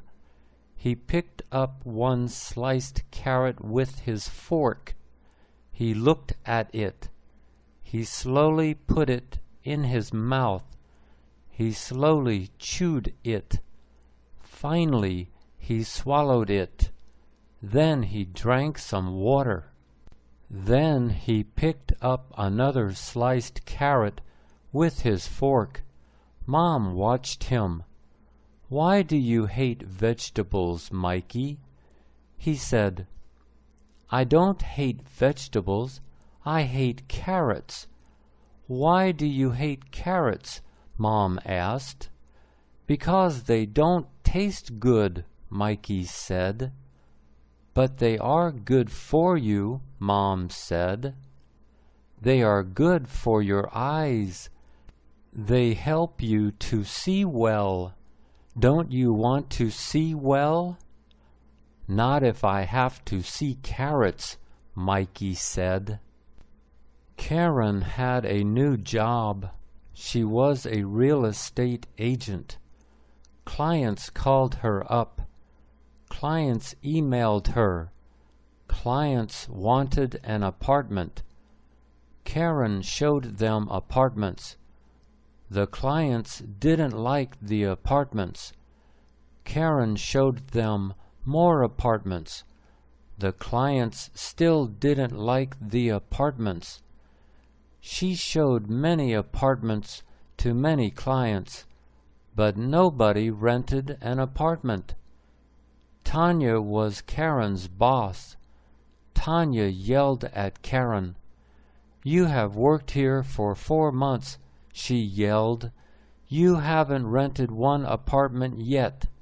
You are no good. You should quit. You should find another job. You are not a good real estate agent." Karen said, "I am a good real estate agent, but my clients have a big problem. They all want a penthouse, but they only have enough money for the basement." Tanya said that was not her problem. That was Karen's problem. "I will give you 2 more weeks," Tanya said. Sharon went to Target with Paula. Target was having a sale. Everything was on sale. It was the holiday season. It was the day after Thanksgiving. It was Black Friday. "Did someone die?" Paula asked her mom. Her mom said no. "Then why do they call it Black Friday?" Paula asked. "Businesses want to be in the black, honey," Sharon said. "If they are in the black, they are making money. If they are in the red, they are losing money. So today is a good day for businesses. They will make a lot of money today. They will be in the black. They won't be in the red. Paula was happy. She was happy because no one had died. She was happy because Christmas was next month. She was happy because Target was in the black. Let's buy lots of stuff so Target can be extra black, Paula said. The old man drove to Burger. He was 82 years old. It was late at night. It was 11:30 p.m. He was hungry. He wanted something to eat. He went to the drive-thru. He ordered a double burger. He ordered large fries. He ordered a large coffee. He drove his car forward. He gave the clerk $6. He waited. She gave him his double burger. It smelled good. He couldn't wait to eat it. She gave him his large fries. They smelled good. He couldn't wait to eat them. She gave him his large cup of coffee. He couldn't wait to drink it. But the top wasn't on tight. The hot coffee spilled. It spilled into his lap. Ouch! He yelled. Give me some ice. She gave him a large cup of ice. He poured it into his lap. Ah, he said, that feels better. The water was getting higher and higher. The rain was coming down. It kept raining and raining. Leslie was worried. I'm worried, she said to her brother. She was worried about Moo. Moo was her cow. Moo was in the field. Moo was in the rain. Leslie didn't want Moo to drown. Moo was not a good swimmer. Leslie walked out to the field. Moo was standing in the field. Moo was wet. Follow me, Moo, said Leslie. They started walking. Leslie slipped. She fell down. She hit her head on a rock. She passed out. Moo looked at Leslie. A cowbell was around Moo's neck. Moo shook her head. Moo shook her head again and again. The cowbell rang and rang. Leslie's brother heard the cowbell. He went out to the field. He found Moo and Leslie. He carried Leslie home. You are a hero, he told Moo. Hank liked to drink beer. He drank beer every day. He drank 12 cans of beer every day. He liked to drive his truck. He liked to drive his truck and drink his beer. He threw the empty beer cans on the floor of his truck. Empty beer cans were on the passenger floor of his truck. He never got drunk. That's what he told his friends. I never get drunk, he said. His friends didn't believe him. Of course you get drunk, they said. Don't drink and drive. He didn't listen to his friends. One day Hank drove home from work. He came to an intersection. The light at the intersection was red. He didn't see the red light. He hit a police car. He didn't see the police car either. He went to jail. He didn't like jail. He couldn't drink beer. He had to drink water. Jerry watched gangster movies. He loved gangster movies. Gangsters were cool. They were rich. They had pretty girlfriends. They drove fast cars. They had guns. They shot enemies with their guns. They shot police with their guns. They shot each other with their guns. Jerry wasn't rich. He didn't have a pretty girlfriend. He didn't have a fast car. But he had a gun. It was a small gun. It fit into his pocket. He walked around with his gun in his pocket. He liked to walk around with his gun in his pocket. That's what gangsters did. One day Jerry was shopping at Walmart. He put his hand into his pocket.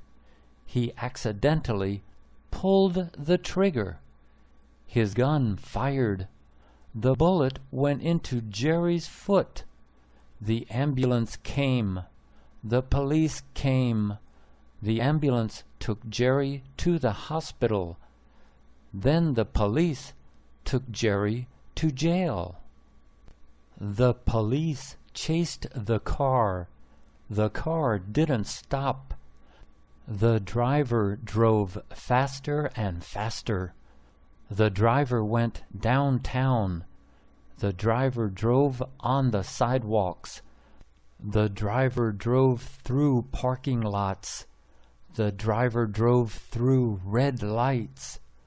The driver drove like a crazy man.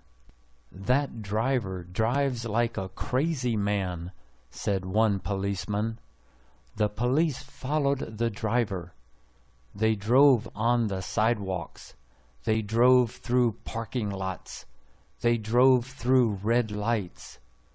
The driver crashed into a newsstand. The car stopped. The newsstand owner looked at the car. The driver got out. The newsstand owner yelled at him. "You owe me money," he yelled. "You owe me $10,000. You crashed into my newsstand. You destroyed my newsstand." The driver said, "No problem." He gave the owner $10,000 cash. Of course, it wasn't the driver's money. It was stolen money. It was a stolen car. The police arrived. Sammy won the lottery. He was so happy. He jumped up and down. "I won the lottery. I'm rich. Life is great," he yelled. He checked the numbers online again. 2, 22, 3, 33, 4, and 44. Yes, those were the winning numbers. Yes, those were the numbers on his ticket. The mega number was 44. The mega number on his ticket was 44. He was so rich.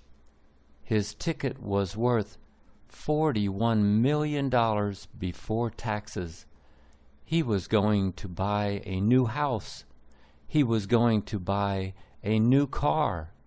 He was going to buy a new boat. Oh, life was so great. He took his ticket to the liquor store.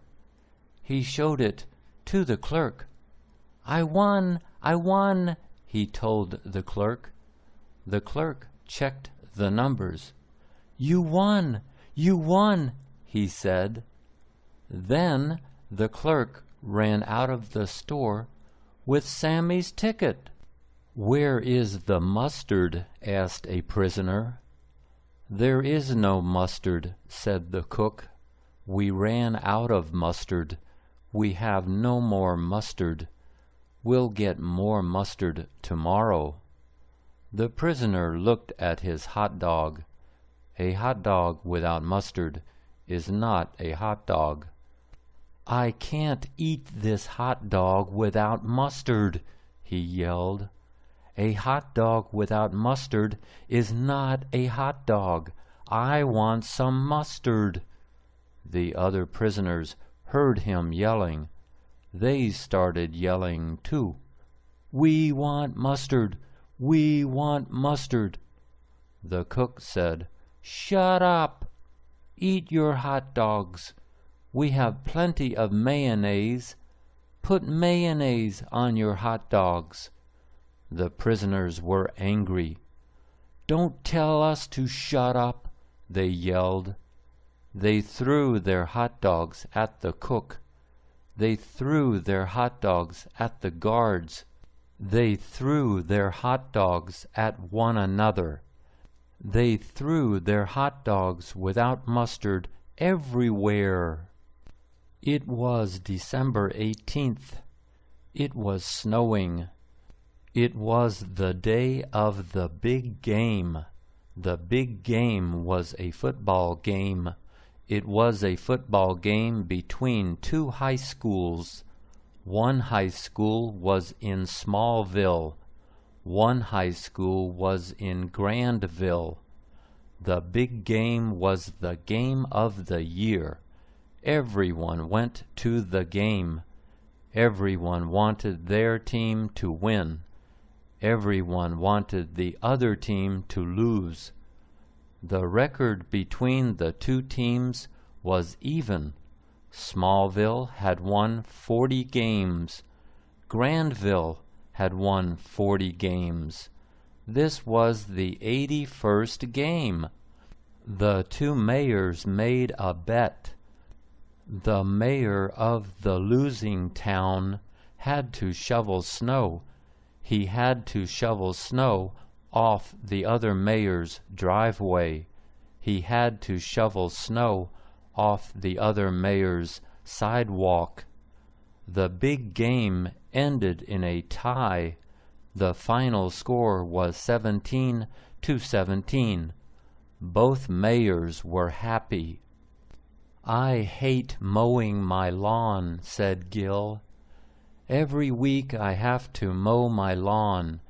Every week for 6 months I have to mow my lawn. What can I do? You should dig it up, said Brenda. Take out all the grass. Pave your yard. Make a concrete yard. Then you won't have to mow it. You don't have to mow concrete. Grass grows, but concrete doesn't grow. Gil thought that was a bad idea. That's a bad idea, he said. Concrete is hot. Concrete is ugly. Concrete is hard. Nobody wants a concrete yard, he said. I have another idea, said Brenda. Buy a goat. A goat will eat all your grass. A goat loves to eat grass. Get rid of your dog. Your dog doesn't eat grass. Your dog is lazy. A goat is a hard worker. Gil said that was a good idea. Kathy said, Here, Kitty, Kitty. But Kitty didn't come. Where was Kitty? Kitty always came home for dinner. Kathy said it again. Here, Kitty, Kitty. But Kitty didn't come. Kathy stayed up late. She waited for Kitty to come in. Kitty always came in through the pet door. Kathy finally fell asleep. She woke up the next morning. Here, Kitty, Kitty, she said. But Kitty was not home. Where could Kitty be? Kathy thought. Where could Kitty be? Kathy called the police. A policeman answered the phone. My cat didn't come home last night, Kathy said. I'm sorry to hear that, said the policeman. What is your cat's name? Kathy said her cat's name was Kitty. "That's a nice name," said the policeman. "What color is Kitty?" Kathy said that Kitty was black. "Okay, don't worry," said the policeman. "We'll find Kitty. Someone probably ran over her." Eddie made a sandwich. He made a sandwich for lunch. He made a turkey sandwich for lunch. He put 2 slices of bread in the toaster. He pushed down the toaster handle. He took some turkey out of the refrigerator. He sliced the turkey. He put it into the microwave. He sliced an onion. He sliced a tomato. He put the toast on a plate. He put the turkey on the toast. He put the onion on the toast. He put the tomato on the toast. He ate the sandwich. He washed the plate. He washed the knife. He looked at the kitchen floor. Water was on the kitchen floor. Something was leaking.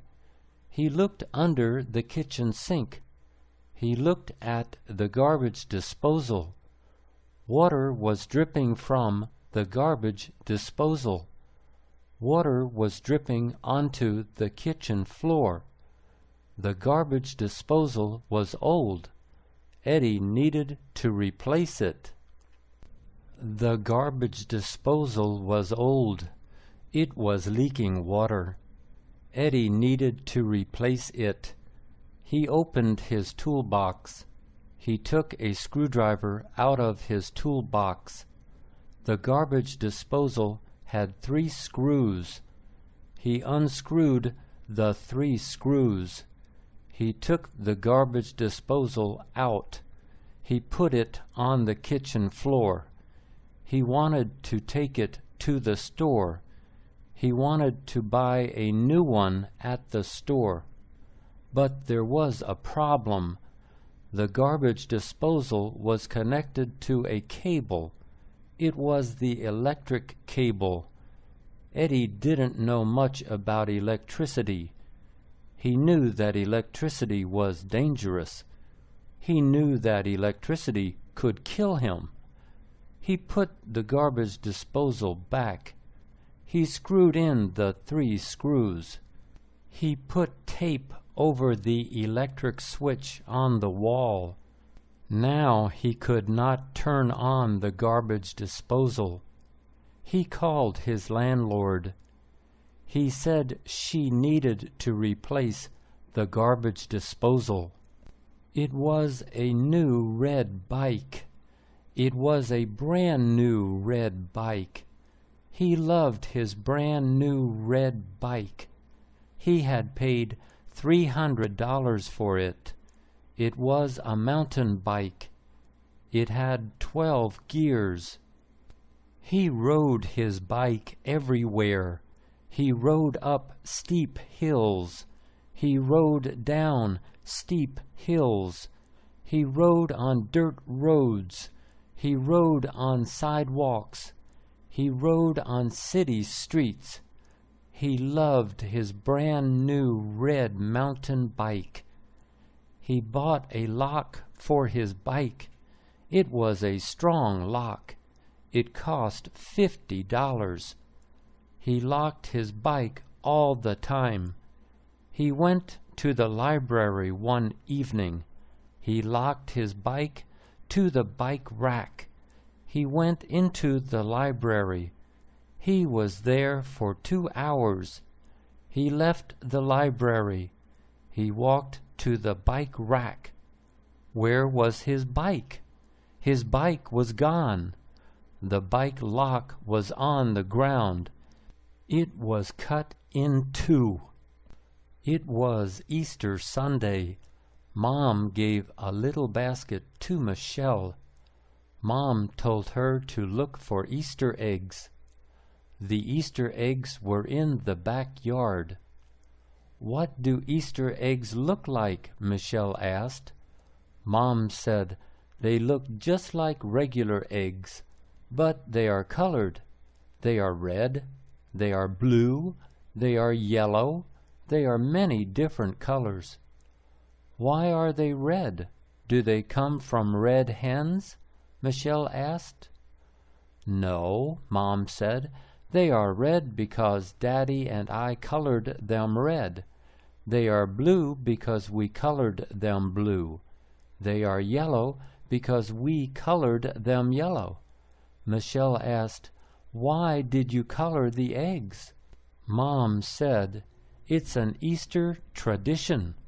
A tradition is something people do every year. Michelle went into the backyard. She found 6 Easter eggs. Next year, you can help us color the eggs, Mom said.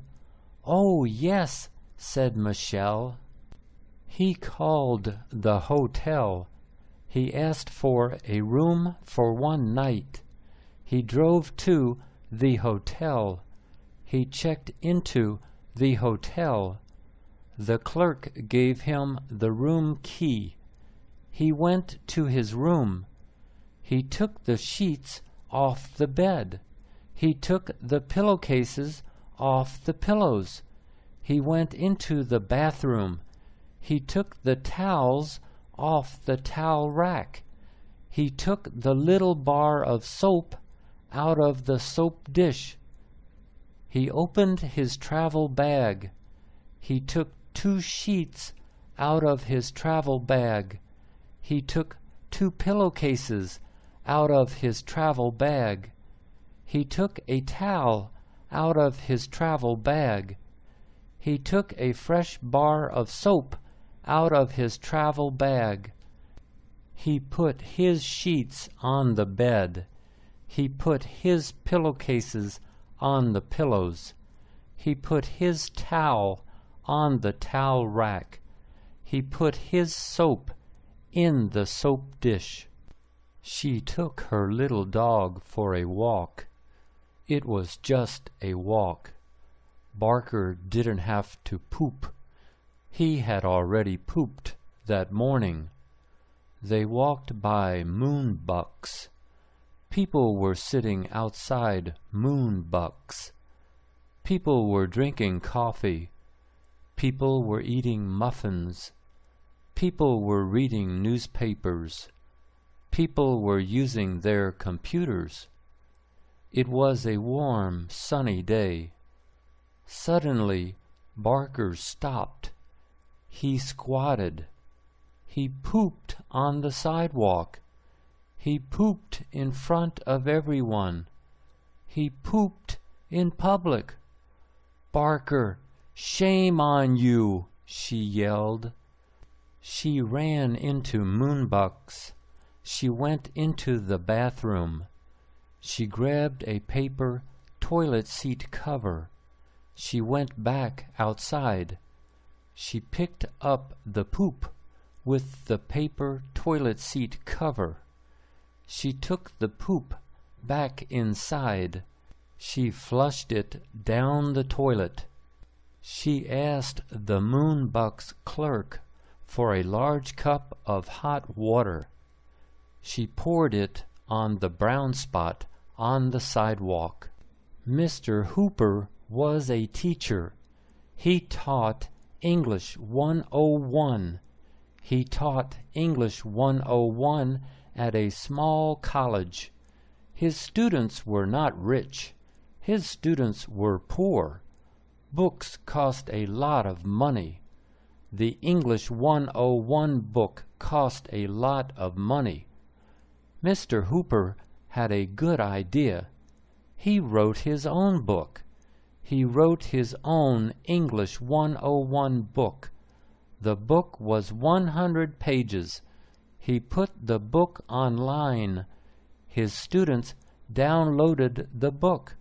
His students printed all 100 pages. The new book was cheap. The new book was cheap to print. His students liked the new book. They thanked Mr. Hooper. Mr. Hooper talked to the math teacher. Mr. Miller taught Math 101. He liked the new book idea. He wrote his own Math 101 book. His students downloaded the new book. They printed the new book. They liked the new Math 101 book. They thanked